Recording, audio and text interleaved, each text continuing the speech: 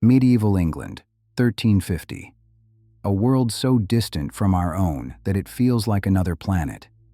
Yet here, in these smoke-filled villages and stone-walled castles, real people lived, loved, suffered, and dreamed.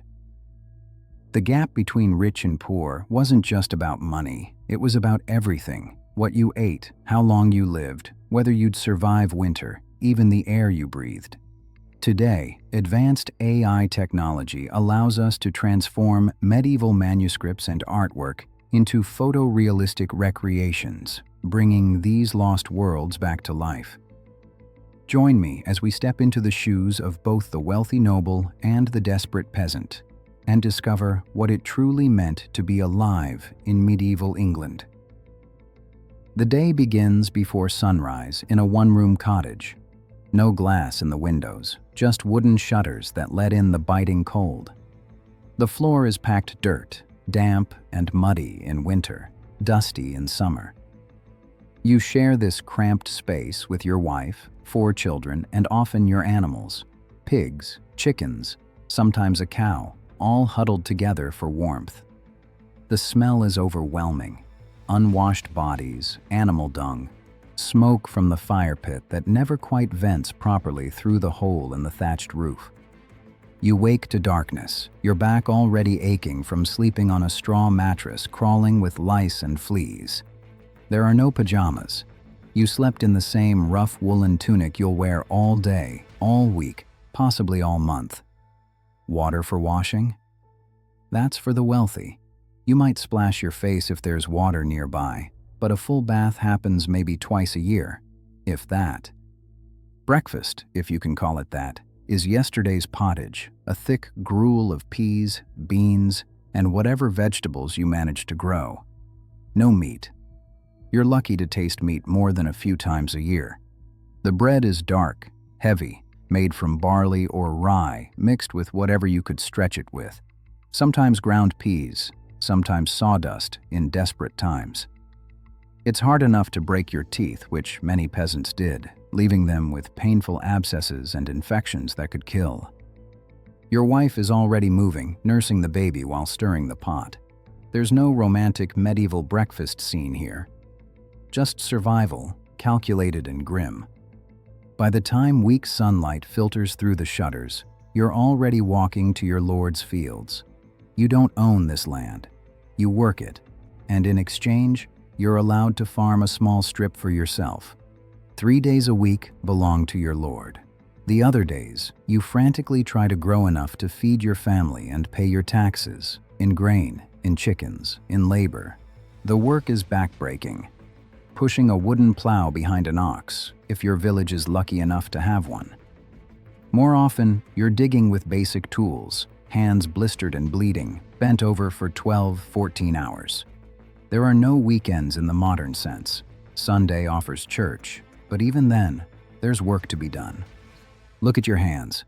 They're scarred, calloused, fingers crooked from breaks that never healed properly. You're 30 years old, but look 50. Most of your teeth are gone. Your joints ache constantly. That cough that started last winter never quite went away. Meanwhile, 5 miles away in the manor house, the lord stirs in his bedchamber. This room alone is larger than your entire cottage. Tapestries hang on the stone walls, keeping out the worst of the cold. His bed is a masterpiece, a wooden frame with actual curtains for privacy and warmth, stuffed with feather mattresses, fur blankets, linen sheets. He wears a nightshirt, changed weekly by servants. A servant has already lit the fire in the hearth. Another brings a basin of warmed water, scented with herbs. He washes his hands and face with soap, an expensive luxury made from animal fat and ashes, sometimes imported from Castile. He changes into a fresh linen undertunic, then a fine woolen outer tunic dyed deep blue with costly woad. His clothes are tailored, comfortable, warm. Breakfast is a feast. White bread made from the finest wheat flour, so soft and pure it would seem like cake to a peasant. Cold meat from yesterday's supper, venison perhaps, or roasted pork. Cheese aged in the manor's cellars. Fresh butter, small beer, or watered wine. The hall where he eats is massive, with high ceilings, clean rushes on the floor mixed with sweet-smelling herbs, and servants hovering to refill his cup. His morning might include hearing petitions from his tenants, reviewing accounts with his steward, or preparing for a hunt. Not work, really. Management. His hands are soft, uncalloused. At 30, he looks vigorous, healthy, with good teeth and clear skin. The contrast couldn't be sharper. These two men live in the same village, under the same sky, but they inhabit completely different realities. Nothing illustrated medieval inequality more starkly than food. For the peasant, life revolved around a monotonous, barely adequate diet. Pottage every single day. Bread that was more survival tool than pleasure. Vegetables from your garden. Onions, leeks, cabbage, peas. Protein was rare and precious. A bit of bacon, carefully rationed. Eggs when the chickens cooperated. Fish on Fridays if you lived near water and could catch or afford it. Hunger was a constant companion. The starving time between late winter and early summer, when last year's harvest ran out and this year's crops hadn't come in, killed thousands every generation. Children with distended bellies, adults weak and listless, entire villages on the edge of starvation. You never ate white bread. That was for the wealthy. Your dark, dense loaves sustained you, but brought little joy. And forget about spices, pepper, cinnamon, ginger. Those were worth their weight in silver, traded along routes from the Far East, available only to the rich. Now step into the great hall during a noble's feast. The tables groan under the weight of food. Multiple courses, each more elaborate than the last. Whole roasted swans and peacocks, redressed in their feathers for display. Pies filled with combinations we'd find bizarre. Lamprey, porpoise, or dozens of small birds. Jellies colored with expensive saffron. Subtleties, elaborate sugar sculptures shaped like castles or saints. The spices flow freely, transforming dishes into explosions of flavor. Pepper, cloves, nutmeg, all imported at enormous cost, all designed to show wealth. Wine, both local and imported from Gascony. Mead sweetened with precious honey. Entertainment between courses. Minstrels, jugglers, sometimes a fool. A single noble feast could cost more than a peasant family earned in 5 years. The waste alone could have fed a village for days. When you fell ill as a peasant, your options were grim. Village-wise women knew herbal remedies: willow bark for pain, honey for wounds, various plants for stomach ailments. Some worked, many didn't. But there was no choice. Physicians trained at universities existed, but they served the wealthy exclusively. Their fees were beyond imagining. So when your child developed a fever, you prayed. You might make a pilgrimage to a saint's shrine, hoping for a miracle.